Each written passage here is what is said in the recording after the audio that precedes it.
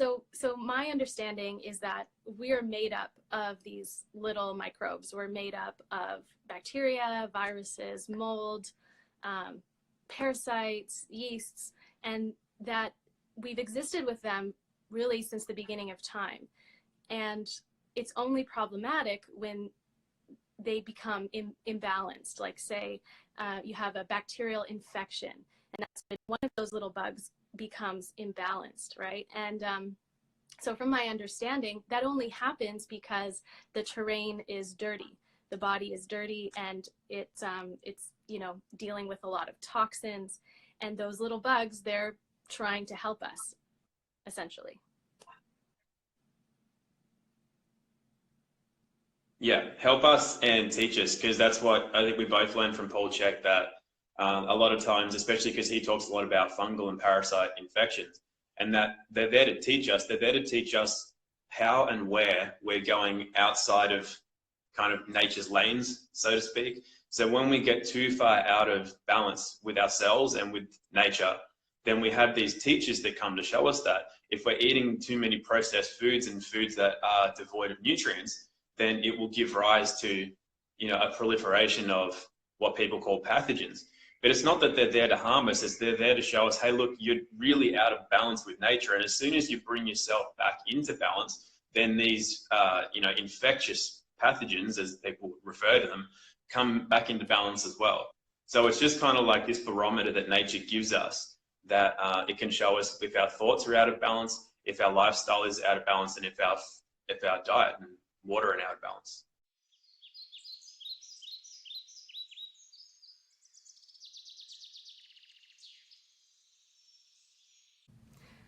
Welcome, welcome, welcome, everyone. Hello, Instagram family. Hello, Truther team.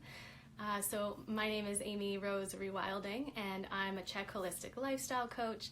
And today is a very special day. I'm going live for the very first time ever. So thank you for being here. So I'm going to be talking with Tom Barnett today.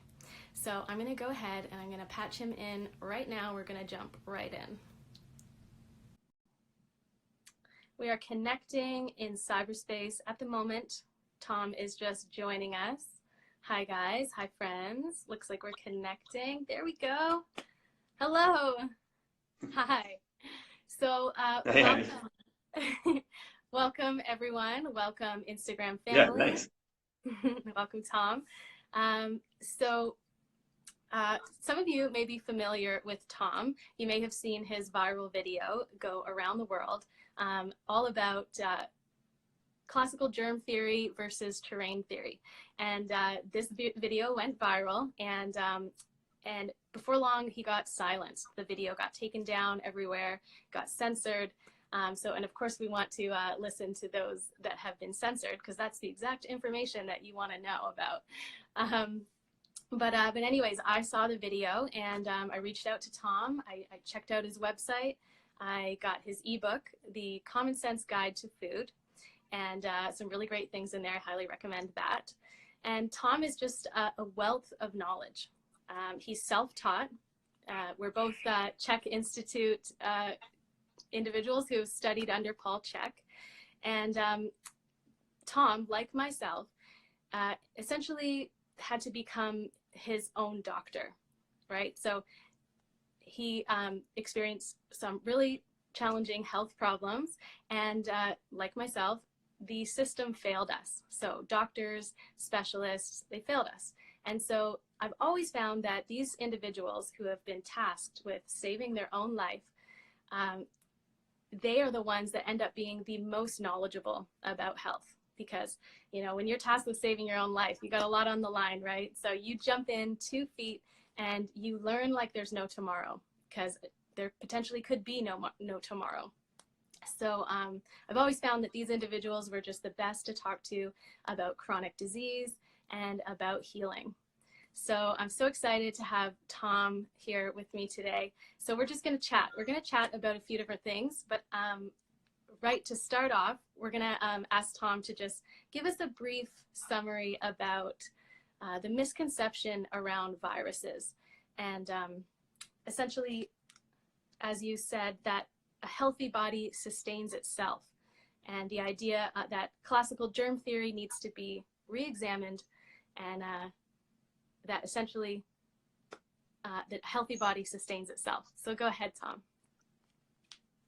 Yeah, okay. So, yeah, look, that was something that it took me a little while to get around because I was so heavily conditioned by what I'd learned through, science and medicine. And even the natural health therapies that I'd learned as well still taught that a virus was something that you picked up and that it was there to, I guess, bring your health down. But through, like you said, I ended up getting really sick myself, and none of these things really worked out when they all sounded good in theory. But when you're dealing with somebody who's genuinely ill, a lot of these things didn't really stack up. So I had to go and find a lot of different resources to study from and like you said, when you're not really living anymore or you are close to death, you really, if you want to live, you really have to go out of your way to to find ways to make that happen. So that's when I started to find out a bit more about, the germ theory and how and where it came from. And that's when I started thinking, well, this doesn't sound right at all. Like, why did it kind of go this way? And then, the link to pharmaceutical medicines and vaccines, and the link to the educational system and everything else. So it was through a lot of study and then trying to, I guess, experiment on myself and getting, the experiences of others in a similar situation, that I found that viruses in particular are not something that are transmissible. We tried a lot of times to either co-infect or to, to act like pick up a virus, so to speak, but it just never happened. And the only time that people were getting these viruses that were a legitimate virus was in times where they had worn their body down completely, and generally it was in times where they were alone. They weren't around other people.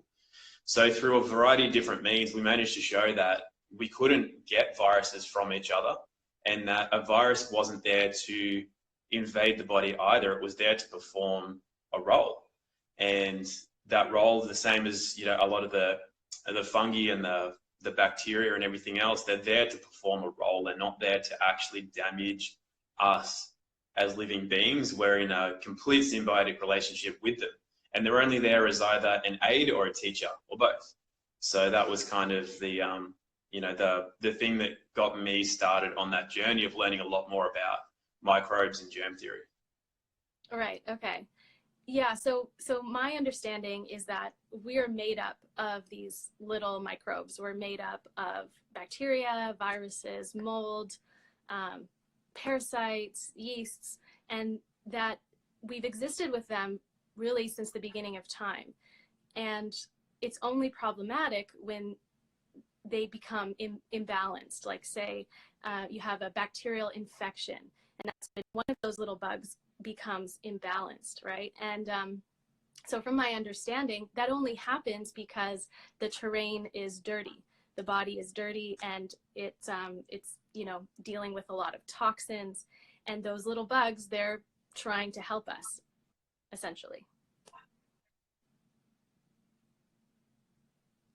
Yeah, help us and teach us, because that's what I think we both learned from Paul Chek, that a lot of times, especially because he talks a lot about fungal and parasite infections, and that they're there to teach us. They're there to teach us how and where we're going outside of kind of nature's lanes, so to speak. So when we get too far out of balance with ourselves and with nature, then we have these teachers that come to show us that if we're eating too many processed foods and foods that are devoid of nutrients, then it will give rise to, a proliferation of what people call pathogens. But it's not that they're there to harm us, it's they're there to show us, hey, look, you're really out of balance with nature. And as soon as you bring yourself back into balance, then these, infectious pathogens, as people refer to them, come back into balance as well. So it's just kind of like this barometer that nature gives us, that it can show us if our thoughts are out of balance, if our lifestyle is out of balance, and if our diet and water are out of balance. Exactly. Yeah. So if I could sort of put together what I've learned over the past few weeks, ever since all the COVID drama happened. The first video that I saw was Dr. Thomas Cowan, which some of you might be familiar with him.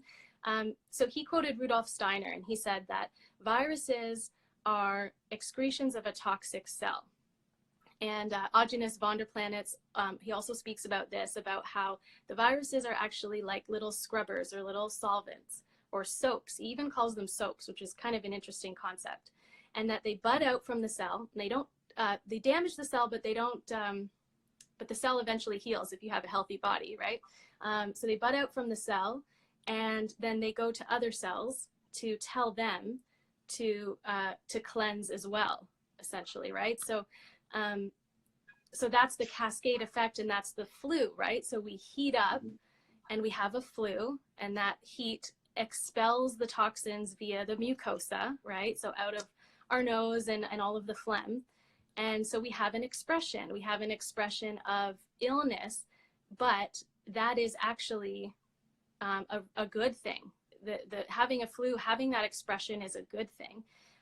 We've even seen that children will often have a growth spurt after a flu because they're like milestones. They help, you know, your immune system become stronger, right? So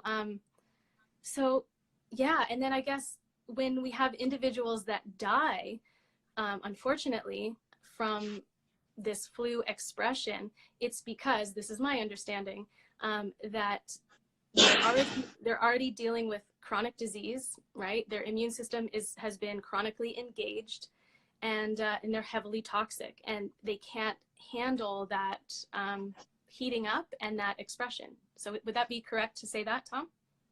Yeah, it's only a very weak body that will die from a flu or any infectious disease, really. There's very few that I can think of that actually are very harmful to just a generally healthy person. So even like a lot of people say that elderly are in the risk bracket, but just being elderly doesn't make you at risk. You need to have done decades worth of not listening to your body and to nature.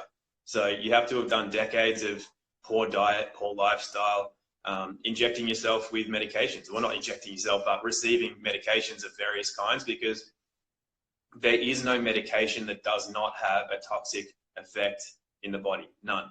So from your general over-the-counter medications you take orally, to your injections, to your anesthetics if you're getting surgeries, all of these have an effect that at some stage has to be detoxified in the body, because well, I don't know if we want to go into all the effects, but essentially what they do is these byproducts have to be stored somewhere. They lead to an over excretion of a lot of hormones, and that leads to the hardening of glands and organs. So you have all these just residues and byproducts that store that the body just doesn't break down. So that's essentially the role of bacteria and fungus, is to clean up dried lesions in the body, pools of blood, and just broken down tissue that the body doesn't really get rid of easily itself. So it gets bacterial and fungal infections. Now, when bacteria and fungus can't do that because the byproducts of breaking that down kill the fungus or the bacteria in particular, then that's when a virus needs to be produced. A virus is the heavy hitter. So if we're getting flus, it's because a cold is not a strong enough detoxification to handle what it needs to do. So the body creates a flu. So if you're getting regular flus and you're elderly or whatever, it just means that your body is unable to go through the mechanisms that it's designed to do to keep you healthy. And a flu is created. And if you're really, really unhealthy, like your system is weak and your system is very toxic, then a flu can kill you. Right. Okay. That's a really very clear explanation. And I guess what just popped into my mind is that sometimes doctors or individuals will try to suppress the flu symptoms with like Tylenol or whatever else, right? And so when you suppress those, your body's ability to cleanse, then you're doing yourself a massive disservice. Is that right? Yeah, absolutely. And also there are certain childhood illnesses. There's certain childhood illnesses where doctors prescribe medicines that bring the temperature down. So they think that the fever is bad, but the fever is what's actually helping them recover. And by reducing that effect can actually kill the kid. So our bodies always have these, there's no mechanism in the body that's just like wrong, that nature screwed up somehow. Everything that's there is in a perfect, it's in perfect measure. So if we get a fever and we get to a certain temperature, we're meant to get to that temperature. It's designed to, it's a functional remedy. So when we think, oh, we'll just get in and we'll modify these things, we're actually taking away the body's own ability to take care of itself. And in most cases, that is going to lead to negative effects. Okay. Yeah, beautifully said. So I think what question would come to most people's mind here is, okay, so if, and your famous line is that you cannot catch a virus, right? So they're made within us, right? And so if it's not necessarily transmissible between people, like for instance, you know, I touch my mouth and then I touch, you know, a surface and then I touch my face again and then I get the virus, right? Is that a misconception? And if that is, how is it that it appears to be contagious? Yeah, so it's a misconception simply because for a virus to be active, it has to be active within a cell and it has to be active within cellular tissue. So you can't really get cellular tissue from a surface or something, or even from your mouth to somebody else's mouth. It has to be done, like, because you have too many mechanisms in the body, too many barriers that stop tissue getting into the body. And we know this because if you get tissue into your bloodstream, for example, you get huge inflammatory responses and sometimes anaphylaxis, like you can die from that. So the body doesn't allow that. It's not easy to get there.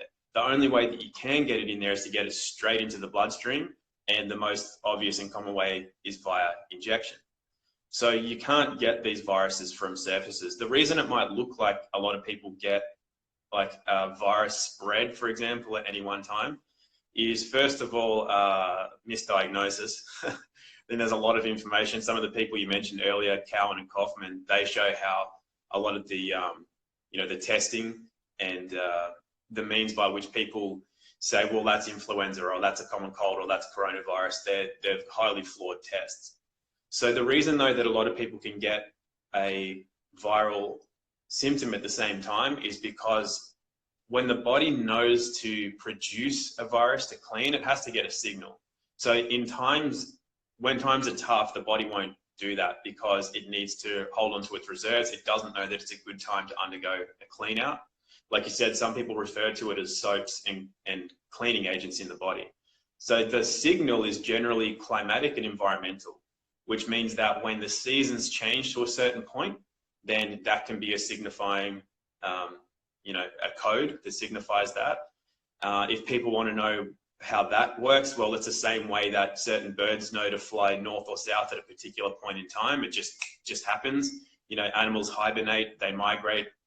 We have that same mechanism just because we're, you know, we've been nomads and gone throughout the world and now we're stuck in one place and built a house and done everything else. It doesn't mean that we have lost this interaction with the codes of nature that tell us when it's a good time to mate, when it's a good time to sleep longer, when it's a good time to store body fat, and when it's a good time to produce a virus.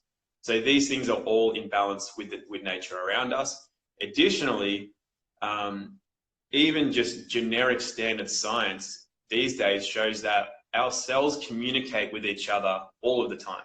So especially when we're around another individual, you know, we can feel what's going on.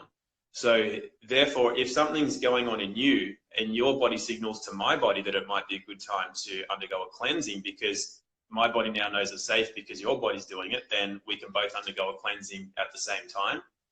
But it's quite easy to show that flus and colds aren't easily transmissible because there's so many cases where if you're in the same household or workplace or whatever as somebody with a cold or flu, if it was highly transmissible, every single person would get it. But most of the time that doesn't happen. Some people will, but most people won't. So, and it's the same for any, you know, once you just grasp that concept, you can see how it applies to every other type of virus as well. Yeah, okay, that definitely.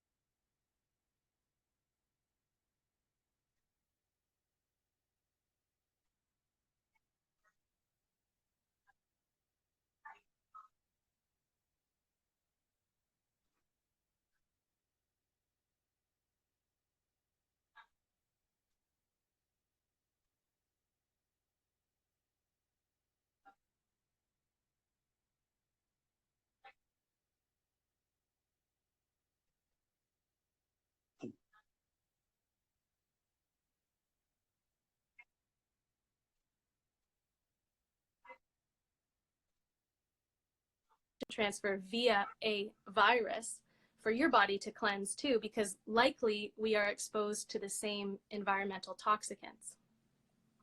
So basically just echoing what you're saying. Yeah, so yeah, basically, because if we're exposed to the same environmental toxin, for example, we would produce a similar or the same virus, because there's around, I think it's like 320,000 roughly different viruses the body can produce. They're all relative to certain cell tissue. So if we inhaled, say, a poisonous gas of some sort that affected lung tissue and is stored in the lungs, we would create the same virus that counteracts the negative effects of lung tissue. Like the example I keep giving to people is your hepatitis, which affects the liver. So you don't get hepatitis at the heart or the brain or the gonads. Hi friends, we're live again. Thank you for telling me that the audio had cut out. This is a very important conversation that we're having. So maybe we need to speak in code a little bit. So we're gonna try that. All right. So we're just waiting for Tom to come back on the line. Yeah, censorship. Can you hear me, guys? Give me a thumbs up if you can hear me.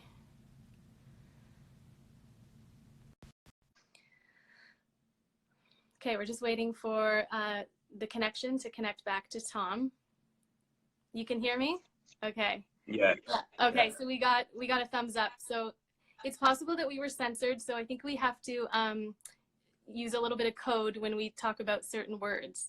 Like we'll maybe say V for you know what, and we'll try to censor ourselves a little bit or whisper it. Okay, so where you were, so we were just talking about how immune systems communicate to each other and how it's almost like an information transfer. At least this is what I'm sort of putting together. That would signal from one individual to the other to say, hey, I'm going through this flu, I'm going through this cleanse. Maybe you should also do that because it's likely that you're exposed to the same environmental toxicants. So, okay, back over to you, Tom. Yeah, so so it was, I think we were just talking about how the environmental toxins are specific usually to a certain area of the body. So they'll go to a certain area. Like if we breathe in the same poisonous gas, it's going to affect the lungs. We'll create an effect that helps to improve the function of the lungs. So we would both create the same. So the idea there is that because the body can create hundreds of thousands of different ones, and they all are specific to certain areas of the body and certain actions. They all have a role. So you don't have the ones that help the lungs, help the brain. They're organ and tissue specific. So that's why we can produce the same ones. I think the term actually, when it's communicating between sources, I think it's called quorum sensing or something to that effect. It's when the bugs actually communicate with each other. So similar way to the way the fungal networks, underground fungal networks all kind of talk to each other. Yeah, right. Similar concept to that. Yeah, and so it would make sense that our little bugs would want to keep us alive because we are them and they are us. So it would make sense that they would do everything that they can to help. So the father of medicine, Hippocrates, says that the forces within us are the true healers of disease. So I wanted to talk just a little bit more about the microbial kingdom because I really want to drive this point home for you guys that these little guys are friends, not foes. Okay, so Paul Chek, who we've both studied under, who's amazing, he says that parasites, they're kind of misunderstood, obviously, right?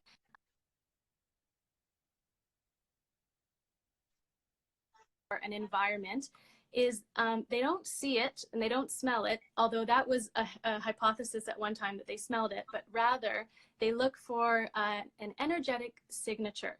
So similar to, he calls it like an infrared activity. So we know that when an immune system is highly engaged from dealing with a lot of crap, it's warmer and it's got more infrared activity. So when a parasite comes in through our food or from going swimming in a lake, it'll come into our body, and if our hydrochloric acid doesn't kill it, then it might set up shop. But if your body has an energy signature of health and vitality, if your terrain is really, really great, then it'll realize that that's not its home and it'll pass right through you. However, as we talked about before, they have a role, right? So their role is to decompose and decay matter and bring it back down to Mother Earth, right? So, but they'll only take things back down to the earth that don't support health and vitality, things that don't meet the requirements, Mother Nature's requirements for health. So a healthy body, it ought to just pass right through, or our immune system would just kind of kick it out. So if you have a dirty body, right, an unhealthy terrain, then it'll say, okay, this is my home. I'm going to set up shop here, and then we have a parasite infection. And it's interesting though to say, because even though they set up shop inside of us, and we don't want them there really, there is a symbiotic relationship with some of these parasites. Dr. Dietrich Klinghardt, who's a German doctor who is so on the level, he's amazing. He says that some parasites have the ability to take heavy metals out of our tissues, and they eat it, and they also kind of put it on like a coat, and it keeps your immune system from being able to get rid of it. And now, it's taking the toxic metals from your tissues, so it's helping you, because you're not going to be poisoned by the mercury as much. You're not going to be sickened by the cadmium, all of these aluminum, all these heavy metals.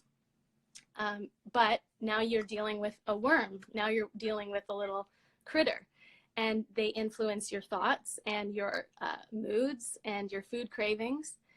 But in this idea, they move from being a parasite to more of a symbiotic helper.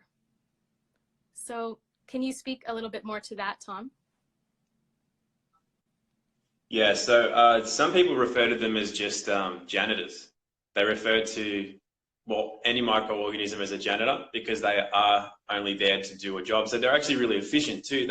It's something like, so let's say you had something that was like the size of your fist that was worth of toxic matter in the body. A parasite or bacteria or a virus can actually break that down to something that's about between 1/10 and 1/50th of its size. So they're extremely efficient. So these tiny organisms can have that massive shrinking effect of the toxic matter in the body to get it down to a much smaller amount that's a lot easier for the body to excrete. It's still going to cause symptoms or cause some damage on the way out, but nothing like what that massive amount was going to do.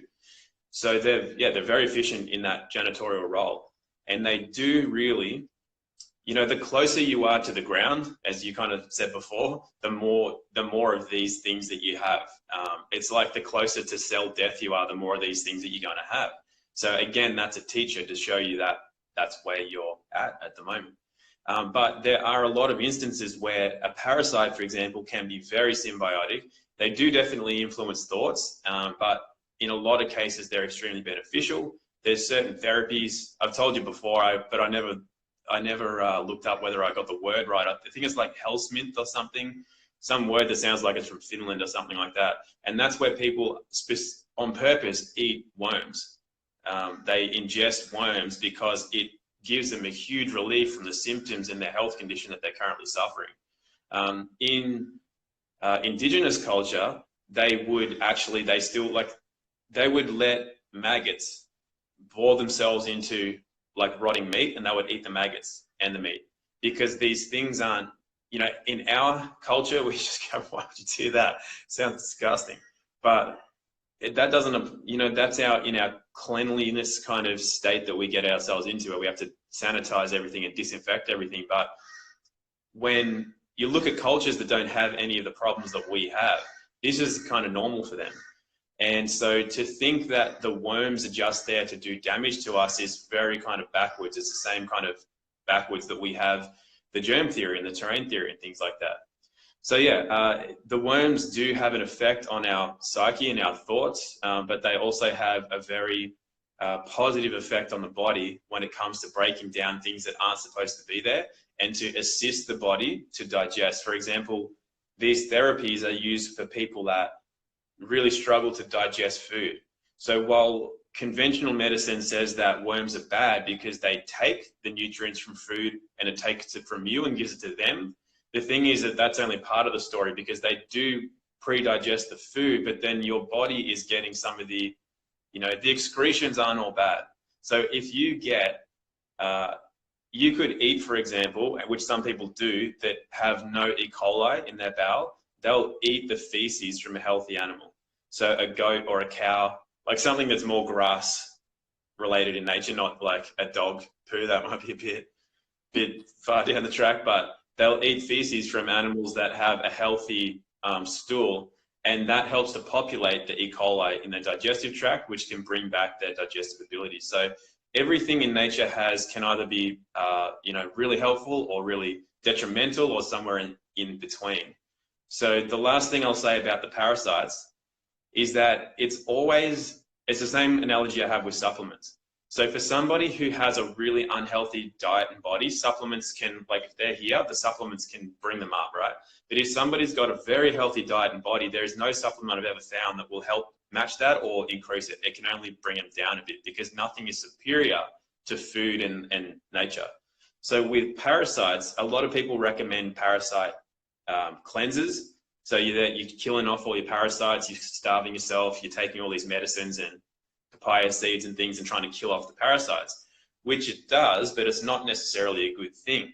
So if you've got, the way I'd say this is that if you've got parasites you can see under your skin, they're boring into your eyeballs and there's a chance you're going to go blind, I would say hit those anti-parasites ASAP, and because you could go blind, right? You want to stop that. But if they're not having that detrimental of an effect on the body, I say to leave them there to do what they're doing and just bring your body and your lifestyle back into balance. And then the job that they have to do gradually gets less and less until they don't need to perform the function that they're currently performing. Yeah, that makes so much sense. Clean up your body slowly, gradually, over time, and they'll start to realize that this is not my home, that this body, this energy signature, this, it's no longer a compost pile, and I'm gonna vacate and find a compost pile. And Dr. Dietrich Klinghardt, he does say, for some parasites, the kind that do collect the heavy metals, you don't want to go in guns blazing and kill them off really aggressively, because they've collected all of your heavy metals. So if you kill it and it just dies, then like all of the heavy metals, it goes back into your body, and you might have a really severe Herxheimer reaction. So you want to slowly take out and chelate the heavy metals and clean up your body with good food and good water. And when I say good food, like, I'm talking about taking some time to really source some really good food from a biodynamic farm, going beyond just the organic section at the grocery store. Like this food is going to be a part of your body. So you're going to want to spend some time sourcing some really good, high quality animal-based foods, and high quality produce and herbs and so on. So, and water. Water is such a big component to this. For those of you listening, if this has made like a lot of sense to you and it just feels like a really clear conversation, I'll just tell you that Tom and I, we share something in common. We both drink really, really, really clean water. Tom drinks rainwater and I drink distilled water that I distill with a home distiller. I remineralize it and I put magnesium bicarbonate in it. And so this water, like it's clean water. It's not the hard water out of your tap. And this kind of water that we drink, it has the ability to gradually over time, safely bring your body, bring your terrain back up to where it ought to be, which is sustaining health and vitality. So, yeah, I guess that's it for the parasite piece. If you have anything else you'd like to add before we move on.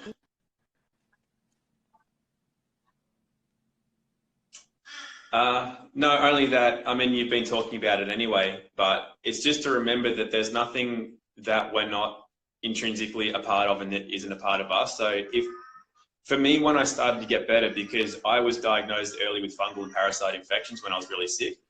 And for a long time, I had this mentality of needing to kill them and get them out of the body. But it was only when I realized that they had a function to serve me and I was serving them at the same time, that without doing anything, this shift in mentality alleviated energy for me, because I now didn't have this constant mentality that I was under threat. You know, I had this infection. That was my mentality up until that point, which is that's always there subconsciously, and that is that you are constantly under attack, which means that you're constantly in a stressed state. So when I switched that and I realized that they're just there for a reason and they're not really there to harm me, and when the time is right, they won't be there, and it's in my control as well. I don't have to go out and kill things, because when you kill that war mentality, there's always an attrition. So if two countries go to war, it doesn't matter who wins, there's always dead people everywhere, which isn't a good thing. It's the same thing. You go to war with something in your body, you're going to kill off things in your body as well that you probably don't want to kill off. So, but the most important part of that is the mental state. When you can just start to realize that everything's in a balance, and you don't have to worry about things invading you, that whole I'm getting invaded, like that mentality just drains energy. So when you lose that, then your energy goes up. Beautifully said. Yeah. Fear has a big part to play in our terrain and in getting sick. Last thing I want to say on this subject, we're going to move to another fun subject, guys, but last thing I do want to say is, you know, it's not really our fault so much that that it's so hard to be healthy. This is just kind of a sobering thing that I just want to express right here and right now, is that, you know, we can do as much as we can. We can invest in the water distiller, and we can, you know, get all of the supplements, the things that we need, and do everything that we can. But we have to kind of acknowledge that there has been a deliberate, concerted effort to have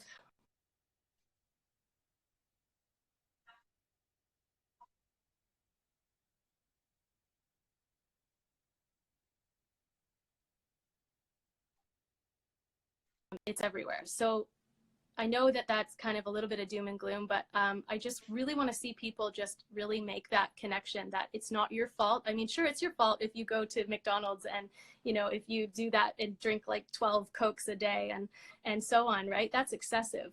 But it is not entirely your fault, because we're just inundated with these chemicals and toxins from every single angle. So we have to become activists, guys. We've got to, you know, do what we can to spread and share knowledge and help your family out as well, you know. So that's just kind of a little something I wanted to say about that. Okay, so continuing on.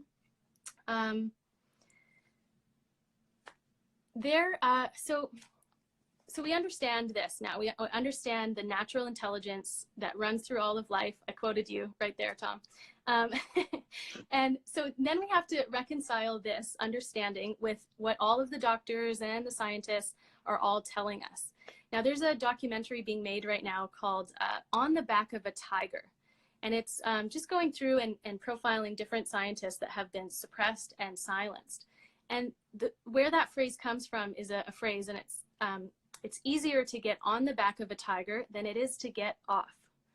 So that right there is the scientific community, right? Like if you get off that tiger, if you get off that line of thinking, then you're done, you're dead, you're eaten. And all of that scientific research and everything that vaccines have been predicated on, all of that just crumbles and falls away. So they're basically saying that that's what the scientific community is on. They are suppressing people. They're dragging different scientists' names through the mud that are saying anything that is contrary to the established narrative in science. So I guess, you know, why do we put these doctors and scientists up on these pedestals? Why do we think that they are completely infallible? You know, there's a psychological thing there as well. You know, like growing up as a kid, you see, you know, doctors, you see policemen, you see these scientists, you see them and you think, wow, they really know what's going on, you know, they must know more than I do. And as you grow up, you start to maybe meet some of these individuals and you think, wow, okay, this person's in charge of things. Oh God, you know, anyways, but that's not all doctors. That's not all scientists. There are a lot of really great doctors, a lot of really great scientists out there. But I really wanted to get Tom's opinion and input on why it is that we blindly follow doctors and scientists, and we just put them on pedestals and we blindly follow their authority. Well, I think at one stage they did have that authority. Like a physician back a couple of hundred years ago really took the time to assess somebody, and if their lifestyle was out of balance, that's what they would actually get people's excrements and things and physically examine them to see what was going on in the body. And that's just unheard of today. It's so, I think at one stage, everyone you mentioned, they were looked up to. Before the police services became privatized, they were paid by the government. They were peace officers. That's why if you were doing something, they just go and have a chat to you and then just say on your way. But these days, their first thing is to try to slap a fine on you. It's because it's privatized. They have to, everything's a private corporation now. So they have to fund their own precincts. Same with the scientific community and everything else. So as you mentioned, there are some really good doctors and scientists around, but you don't hear about them. And the reason you don't hear about them, and this is going to answer your question of why they're put on pedestals, the reason you don't hear about them is because they have no way to get out to the mainstream. It costs money to do that. So the only way you can get something out really is if you have a narrative that you need to support or a product that you need to support. And if you don't have that, keeping in mind that everything is corporatized, the largest corporations are the ones such as the media. So they control where the information goes. They'll silence you if what your findings are don't agree with the common narrative, and they will, it's just too easy for them to shut you down. So unless you have a lot of your own money, if you're a scientist or a doctor that has your own backing, you can get things out, but most people don't because they spend their time researching and doing that kind of thing. So it's a really backwards kind of way. You know, people are educated by pop stars and things these days. They're not educated by, you know, good educators, you know. So that's kind of the state of the world. It got that way because once upon a time, these people were the scholars of society. But even back then, it didn't mean that they were infallible. It's just that in comparison to the majority of people, they were seen as scholars and superior, because when people stopped having to use their bodies so much, well, it essentially comes down to money. I don't want to get too far into that because I might go too off track, but essentially it just meant that scholars could sit and think, and they would have the slaves do all of the hard work to build the houses, to grow the food and do that sort of thing. So only by way of money did that create people who were above and on pedestals compared to the layman who was never given the opportunity to be educated and perhaps become a scientist or a doctor because they didn't have that opportunity. They were born into a baker's family or a farmer's family or whatever else, and that was their lot in life. So even though they may have been very intelligent, and maybe they had a greater role to play in society because they actually produced the food and they built the houses and things like that, but that wasn't taken into consideration. They were seen as poor and low, and those who were intellectual were seen as high. So that mentality has, I guess, crept through to today. And we've just, I guess, with the help of the media more than anything, the media is what controls the way the majority of people think.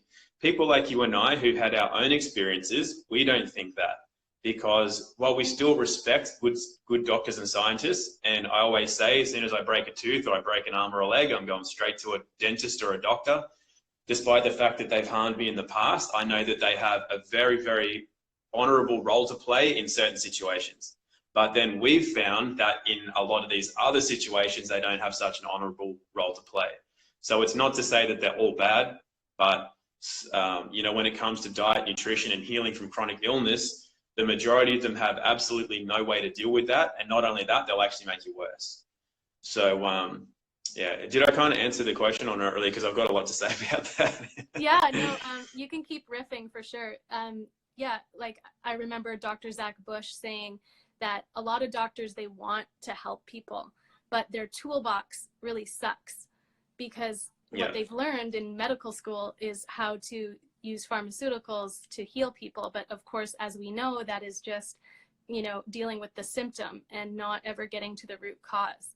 I can't tell you just how many years I spent going to different doctors, going to different specialists, and them just scribbling out something on a scription pad and handing it to me and say, there you go, that'll give you relief, you know. But I had resolve. I was like, no, I know that that's not the way. I know there's a way around this. And for those of you listening, so I've dealt with really chronic menstrual pain and hormonal issues. So it's such a sophisticated, like, there's just so many factors, and there's just so much to unravel. So I would think to myself, well, okay, should I really be angry with my doctor? Well, you know, she's a human too, and she has a family, and she needs to take vacations too. And can she, you know, she sees people every 15 minutes, like one after the other every day. And, you know, can she really spend all the time that I spend researching? You know, maybe not, right? So I do have a bit of sympathy there. However, they are in the role of, you know, people that should be helping us. So there should be some level of continuing education all the time, even outside of what they have as their mandatory continuing education. And I'm sure many doctors do. They keep up on things, but, you know, there's just so much chronic disease right now that that they probably didn't even learn about in medical school, you know, right? So, and someone was speaking about this earlier about how the professors in the school, they haven't been in the field. So they're teaching stuff that is from years and years ago. So, you know, the chronic diseases that are so rampant now, you know, they just, yeah, they can't help. So, yeah. Yeah, I mean, like you said, it's not, most of them get into it because they want to help, but I mean, I use that same analogy all the time, the toolbox. You know, if you want someone to build a house and you give them a can of baked beans and a stick, they're not going to build a very good house, you know. So, yeah, it's kind of cool though, because everything that we get exposed to has its opportunity to give us something valuable. So by having gone through the doctor and specialist, you know, system, like I did too, and a number of other people have, you realize the shortcomings, but then that, instead of, it kind of puts you on a different path for your life, because then instead of being one of those people that just says, well, whatever happens to me, somebody else is the answer, we start to realize that, well, we actually have a lot of power within ourselves that we would not have found if that medical system had not failed us.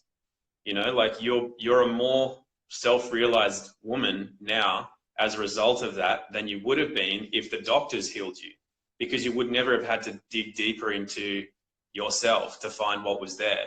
So all of these, I guess, experiences we have are an opportunity to find out more about ourselves and the life that we're living, as opposed to just, I had this, now I don't have it, now I can still just go and do what I was doing.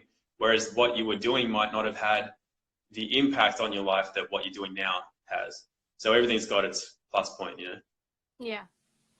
Everything's got its role to play in our lives. The pain teacher, like Paul Chek calls it, when the pain teacher comes to visit, comes to teach you a lot.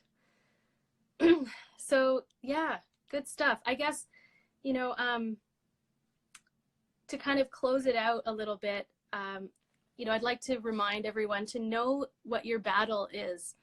You know, is it the virus? Oh, oops, I said the word. Is it that, or is it rampant toxicity in our world? Know your battle. Know who you should maybe be angry with, or we don't want to, you know, we don't want to cultivate anger here, you know, but just, we need to really acknowledge and understand what's happening in our world, because we cannot change what we refuse to acknowledge. So I'm just asking everyone here and now to just acknowledge the rampant toxicity in our world, and that we're going to be inheriting the earth, and we need to really take a step forward and start becoming activists, start talking about this in your circles of influence. So yeah, so everything that we talked about in the beginning of this live, before we had to restart it because of the audio, I just wanted to remind everyone that Tom is not the only one speaking about terrain theory. There are many, many people, doctors, scientists, experts, academics. So don't take our word for anything. Research everything yourself, and apply that rule to everything, all the information that you come across.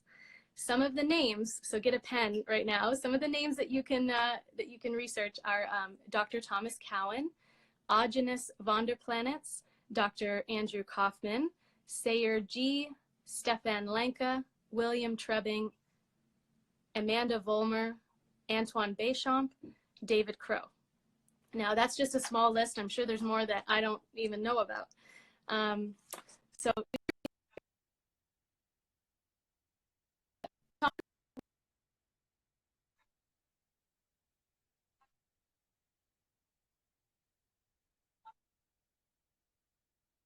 So we're going to riff about a few different topics in the future, so definitely check out for that.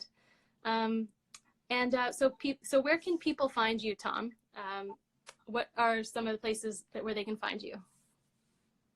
Yeah, Instagram, I guess, is the easiest way, just because I don't really post anything other than photography though. So I'm not really set up to take a lot of queries and things. I've got a website, globalbiodynamics.com. It's not really used that much anymore either. Like I say, I mean, I got out of that world a while ago, but I'm thinking it's maybe it's an important time to get back in. But I think speaking with people like yourself is something that I'm more interested in doing than kind of having my own platform, because I think conversation gives people a lot more than just kind of, trying to post on my own stuff. So yeah, I guess you can follow me on this Instagram that we're on now, and I guess follow what we're going to be chatting about. Okay, absolutely. Yeah. So before we go, Tom, if you could leave the listeners with one piece of advice for their life or for the present circumstances, what would that be? Just to have a little faith in things. So I think just from having dealt with a lot of people when I used to practice as well and treat people, the underlying element to almost everything is an uncertainty. There's an uncertainty and a fear.